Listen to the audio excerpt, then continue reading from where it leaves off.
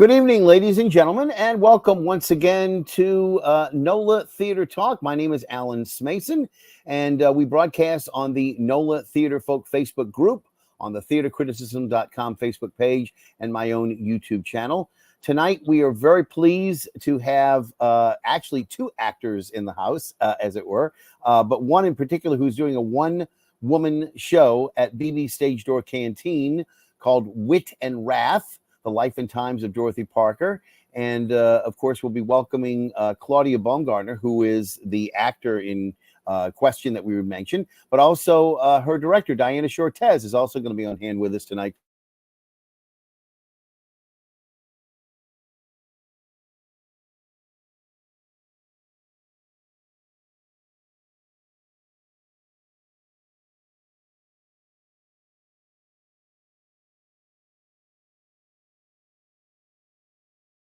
A little bit later, but there we go. Everybody's in the room now. All right, took a little bit of time to get in. Again, Wit and Wrath. This is a show that you have actually mounted before. Diana has been your director all along, but I want to get Claudia to talk a little bit about where this came from. So first off, Claudia, you've had this show curated for a number of years. I know I took a picture of you as Dorothy Parker 10 years ago in 2014. It seems like yesterday. But and again, anybody who hasn't seen you in your finery as far as that goes, this is the picture in question. And that particular performance, I think, might have been less than an hour when you did it. It was enough material that you felt was enough to present. But you have actually mined many more iterations. You've actually done more research, and we're going to get into that a little bit. But now it goes well over an hour. So for people who have not seen it yet, because it's not going to actually bow at the BB Stage Door Canteen until the 10th, the 11th, and the 12th, right? Of October. That's next weekend. The 13th. Yeah. Oh, the 13th. Okay. So the 13th is going to be, is that? It's a Saturday and Sunday matinee at 2 p.m. Okay. Gotcha. Okay. So again, the main thing is that you all are going to be doing this at BB Stage Door Canteen for the very first time. And as a result, new material related to World War II. And we'll talk about that in just a second. But let's go back. Claudia, tell me when you actually first came upon Dorothy Parker. For people who don't know who Dorothy Parker is, maybe a little bit of background about who Dorothy Parker was and what a literary luminary she was.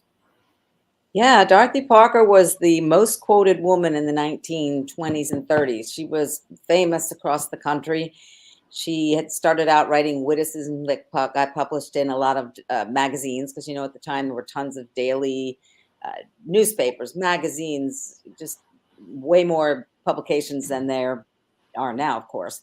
And so people really knew who she was. And then she wrote poems, and then she wrote short stories, and a lot of them won awards, and there were collections of her poetry. And so she was a very, very well-known figure. And I came across her because a friend of mine, who you may know, Chris Rose, said to me one day, I think you would really enjoy reading Dorothy Parker. And I said, oh, okay. And so I went to the library and got the book, and I started reading the short stories. And that was before I ever realized that she was kind of a wit and had these like one-line zingers that people like to repeat and repeat and repeat. Men don't make passes at girls who wear glasses. Is that correct? Yes. So I don't know if it's actually correct, but Dorothy Parker did say that. Right. So again, that's Dorothy Parker, to give you an idea about, and again, a little bit later in life. But again, she used to hold sway with some pretty very, erudite people. And they accepted her as among their own at the Algonquin table. And can you tell me a little bit about the Algonquin table for anybody who doesn't know what the Algonquin table was all about? I mean, it was basically a man's world at that time, and she was basically the only woman who was allowed to enter into it. Well, it started off as a luncheon for Alexander Woolcott, who was the drama critic for the New York Times. And she was invited because she was the drama critic for Vanity Fair. And at the time, she was only like in her early 20s. And so she went, and they had a rollicking good time. And so from there, they just decided to have these luncheons. So they would, traipse over there during their lunch hour, which would extend and extend. And it became like a daily, weekly thing. And the Algonquin is a hotel. It's still there. It's on West 44th Street. And they started off at a small table, but as it became more popular, the manager of the hotel, whose name was Frank Case, moved them to a big round table in another room. And so people started to hear about it, because some of the people at the table were reporters, and they would write, just cute little things about what happened at the lunch that day. So tourists or people from New York would come in and try to spy, Dorothy and Robert Benchley and Alexander Woolcott and George Kaufman and Edna Ferber and all these different people, and come and see, who's having lunch. But really, at the time it started, none of these people were famous. They hadn't written their Broadway hits. They hadn't had best-selling books yet. So they were just kind of a crowd of people on their lunch break. Well, I think Edna Ferber might have at that. Yeah. She'd done a few things. Showboat came out in 27, and this took place. A lot of this took place, didn't it, during Prohibition, when they first started out? Yeah. They're early. Which of course brings me to the reason that I always bring up something to drink, is that this show was founded on if not alcohol, at least on the idea of drinking, because we were founded during COVID. So I brought a little Bordeaux into the room tonight. I don't know what you had, but Dorothy Parker was well known for drinking, and I think one of your favorite Dorothy Parker phrases that you talked about was how many martinis, which was, I don't want to spoil the show, but you might just do that one liner. Well, it's actually several liners. Yes. In one, several lines in one. Well, why don't we just leave that for the show? I don't know. All right. But Part of the opening scene. She indicated though that the more she had of this, the easier she was, in a sense. Her reputation sort of preceded her. So, but she did like to drink, did she not? Well, yes, but she was a teetotaler. She didn't drink until Prohibition, is what I read. That's true of many people. So because it became this exciting time, a cultural shift, clothes changed, hairstyles changed, social mores changed, and the speakeasies were exciting. So she started drinking with everybody else, and then it became a habit, shall we say. Diana, tell me a little bit about how you first were approached by Claudia, or how you approached her. Who first came up with the idea of you directing? So Claudia did come to me several years ago, many moons ago.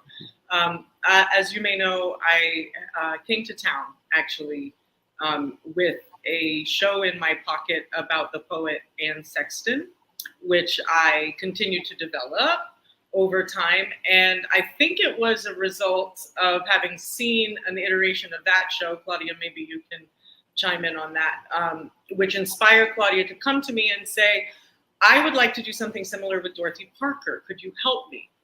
And so it's been an amazing experience. In many ways, Claudia has made me a director. I came to her and said, well, okay, how did I do this?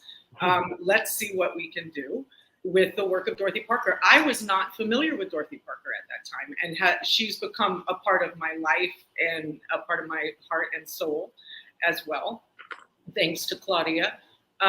So in many ways, it is a similar structure as that show. It is what I guess I would call a biographical literary collage. The majority of the text is verbatim, all Dorothy's words, kind of cut and spliced. She was a writer her entire life. She started out writing poetry as a child.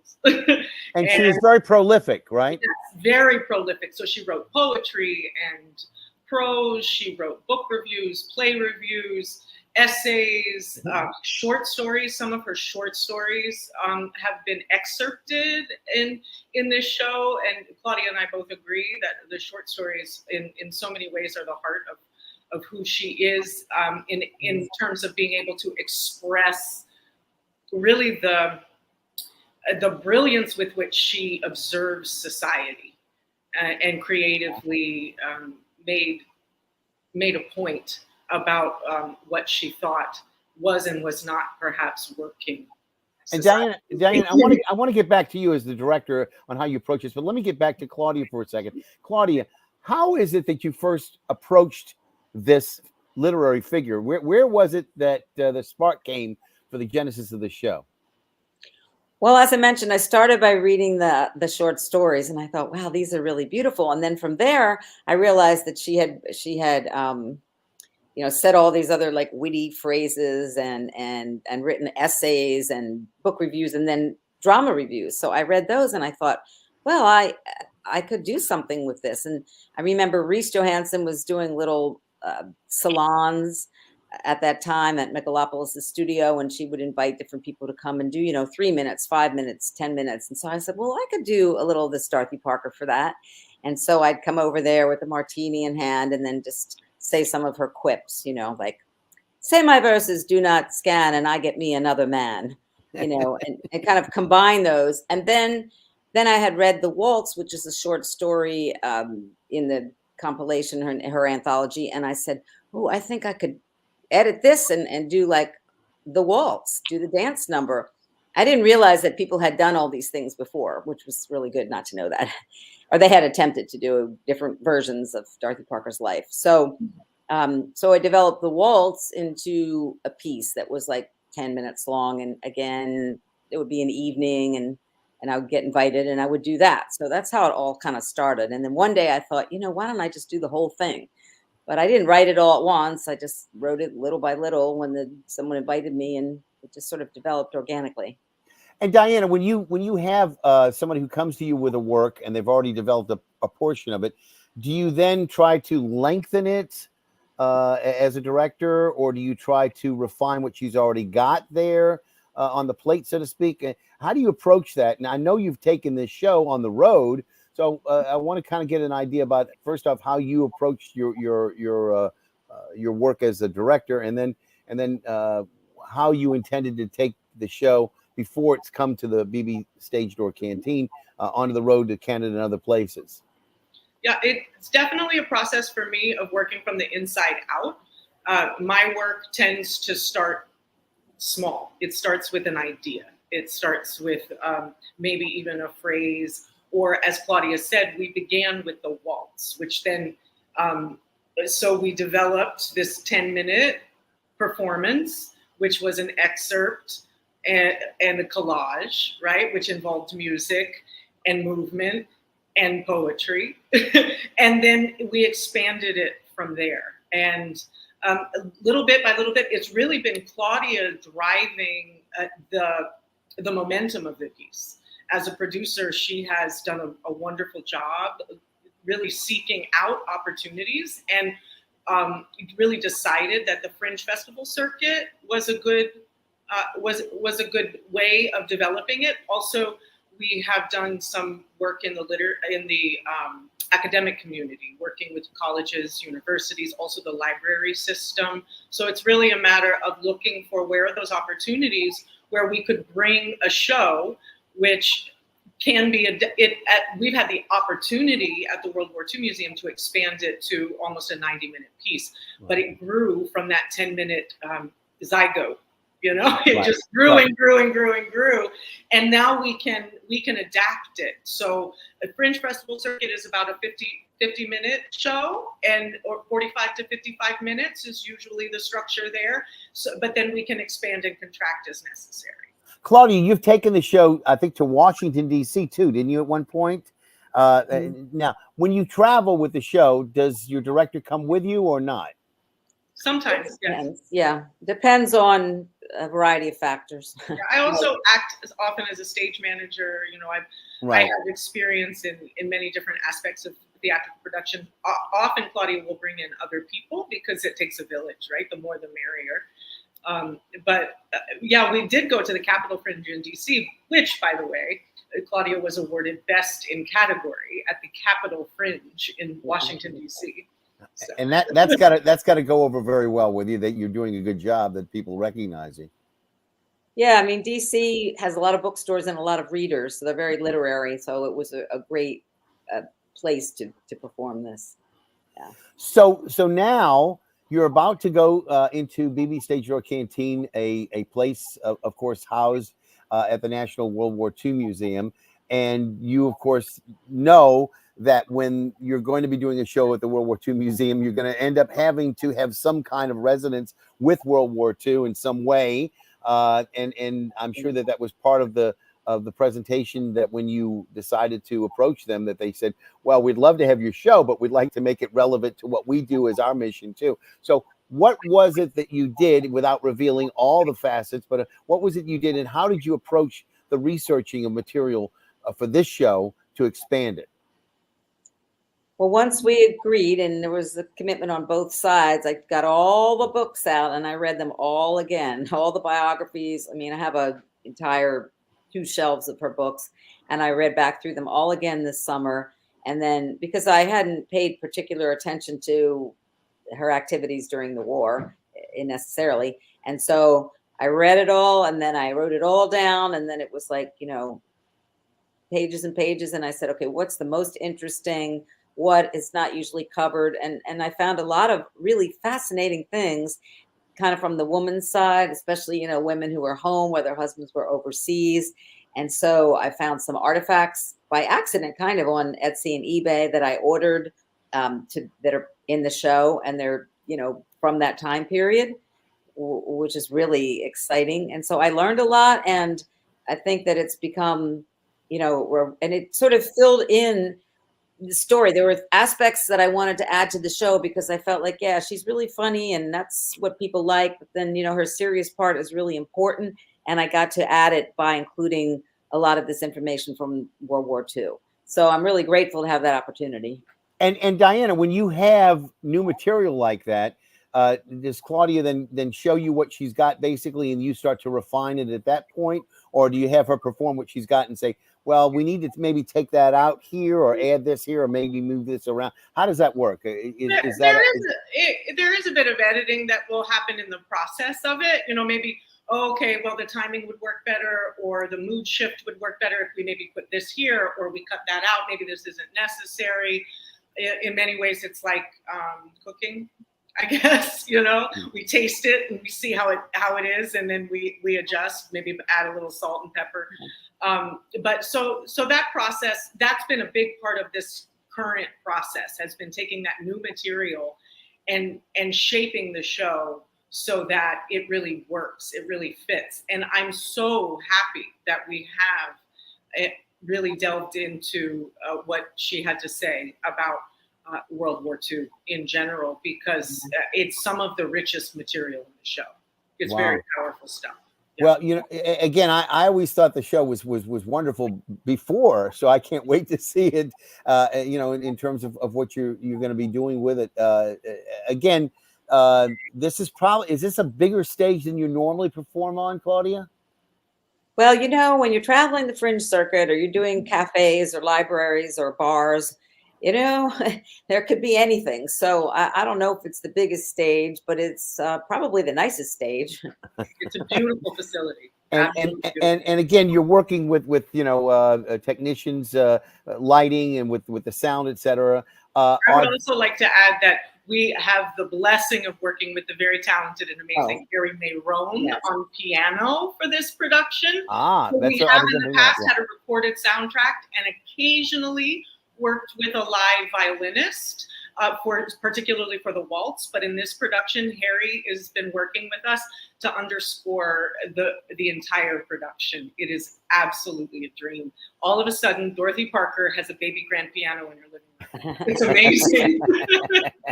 She wasn't really that musical. She was musical in her writing, because she would say, I don't see things, I hear them. But I don't think she was that musical as far as dancing or anything.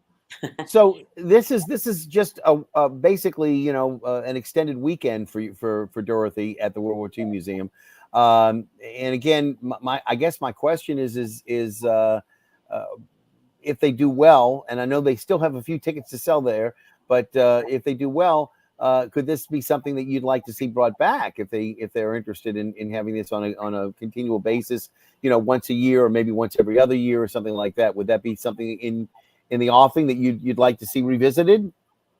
Certainly, if they made that offer, I would accept it. And I also hope that, this, because it's kind of high profile. It will lead to some other performances in New Orleans and surrounding areas, that other venues might think, well, this would fit really nicely. And I've met a number of people who have done, one woman shows. Jessica Scher, for instance, did the Betty Davis show that she did. Betty Davis. I'm trying to remember that they retitled it for the World War II Museum. Yeah. The original name was "Isn't for Sissies," but whatever. But idea being that they had the Hedy Lamarr show, etc. That. So this is in continuing with their tradition of putting on one woman shows to showcase the people who were involved during World War II, who were very much maybe not known to people involved in the war effort, but again, it does put a spotlight, because unfortunately, when we talk about World War II, we talk about men a lot, and we don't get a chance to talk about the women's side. We talk about Rosie the Riveter from time to time, but we don't really talk about a lot more than that, in terms of getting the stories of the women involved, which is why I think I love seeing, South Pacific, where you have Nellie Forbush talking about as a nurse being involved, and that of course came from Tales of the South Pacific, James Michener. So things come out of literary figures, and they can absolutely, do some beautiful theater as a result. So I'd love to see this, come back, as I say, and I'd love to see you continue with this. Diana, you are going to be watching this. Is this sort of like watching a piece of your garden growing and growing and growing, because now it's 90 minutes? I mean, Claudia, was the plant, if you will, that's growing and growing and growing and nurtured in the soil and with the proper sunlight and the proper watering. Is this the kind of thing that you like to do? Yeah, that's a beautiful metaphor. Absolutely. I think I love watching the show. I never get bored with it. Now, of course, the process is different when we are working up to a production. Every moment I'm like, okay, what do we change? What do we adapt? What do we do? That part of the creative process, which can drive Claudia crazy, understandably so. But creativity is about change. But then once we go into production, and I'm very much, I adhere very much to some of the traditional precepts of the theater. It belongs to the director until, after the first performance, right. and then it belongs to the actor.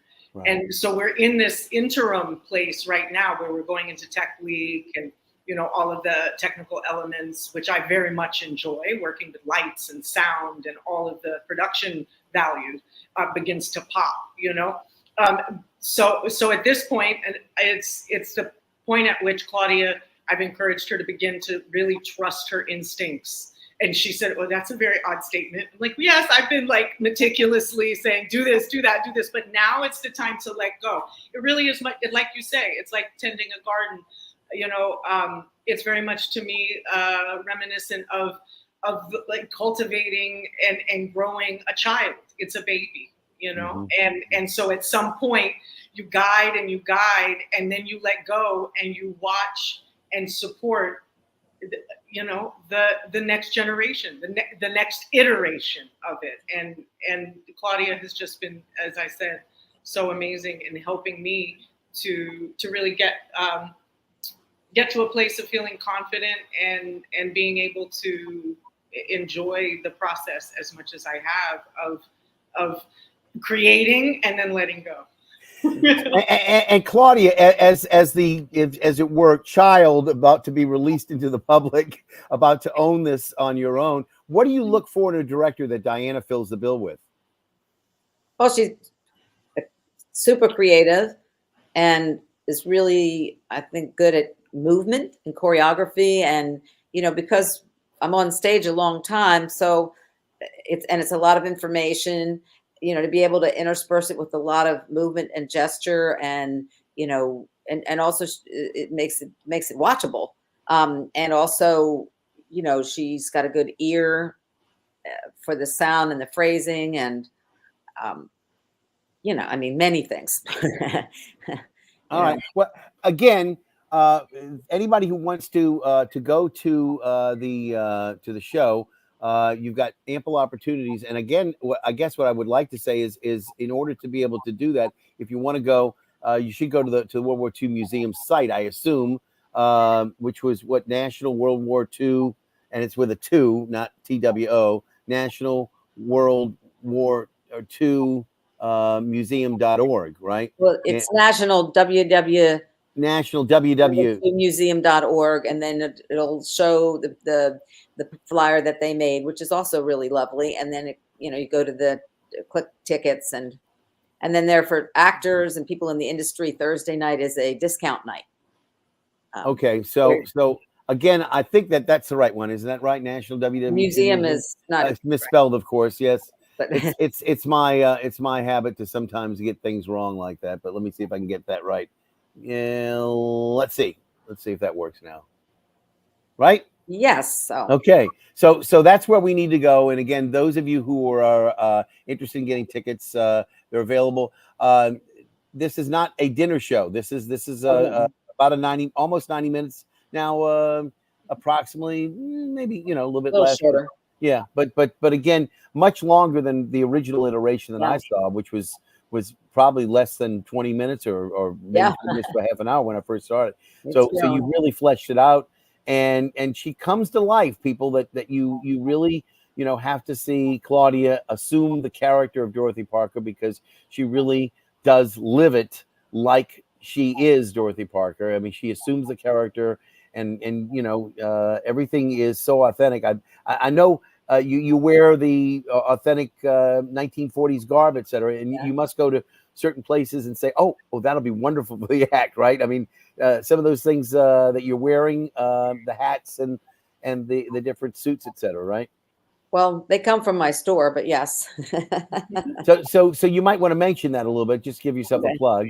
All right. Well, Miss Claudia's Vintage Clothing and Costumes at 4204 Magazine. So I actually got that outfit several decades ago. It was one of the first things I bought from Mrs. Arsenault, who lived uptown on Webster. And I said, someday I'm going to need this. And I kept it. And then it was there when I needed it. So, yeah. So I just want to mention that Thursday is a discount night. And if you write in the code section, industry is the code word, you can get a discounted ticket for Thursday. Oh, that's wonderful. And again, I believe that's the 10th. Yes. So then the Friday would be the 11th, the 12th will be Saturday, and Sunday the 13th. And the Sunday performance is at 2. And Saturday. Yeah. It's a 7 p.m. performance on Thursday and Friday, and a 2 p.m. performance on Saturday and Sunday. Okay. So Saturday's also at 2 p.m. Yeah. Well, I don't know there's much more to say. I mean, we kind of have promoted this thing now pretty well. Again, we encourage everybody to go. I think I do still have one picture that I didn't show. This is from Cheryl Gerber. This is taken around 2016. And of course, what I love, not only do you have the gin, I think, in there, but you also have the typewriter, which was, so much a part of what she was all about. Again, Dorothy Parker died relatively young, right? I mean, I don't think she lived to be in her late 60s. Yeah, she wasn't like by today's standards. She didn't live to be, into her 70s or 80s. And again, it's sort of a tragic situation, but we would like to think that you're going to continue her memory, and that people will be able to experience her all over again by going to the show. Again, that's at BB's Stage Door Canteen, coming up on Thursday, Friday, Saturday. Again, I want to thank Claudia Baumgarten for being with us, and Diana Shortez, her director. And again, for those of you who are interested, again, Dorothy Parker. It's called Wit and Wrath, the life and times of Dorothy Parker. Again, I hope that y'all will get a chance to go check that out. Again, I want to thank you, ladies, for being with us tonight. As always, a pleasure. And again, check out BB Stage Door Canteen. Erica Jensen is taking care of things over there. And again, she's a new mother of twins, so God bless her. Indeed. and again, thank you all for being. I'm going to say goodnight to everybody right now, and again, I'll ask you to stick around. So again, thank you, ladies and gentlemen, for being with us tonight. Again, you heard it all. Go check out Dorothy Parker at the World War II Museum at BB Stage Door Canteen. This is Alan Smason, again, wishing you and yours a very good night. We broadcast on the NOLA Theater Folk Facebook group, our theatercruisers.com Facebook page, and my own YouTube channel. And I will see you at the theater.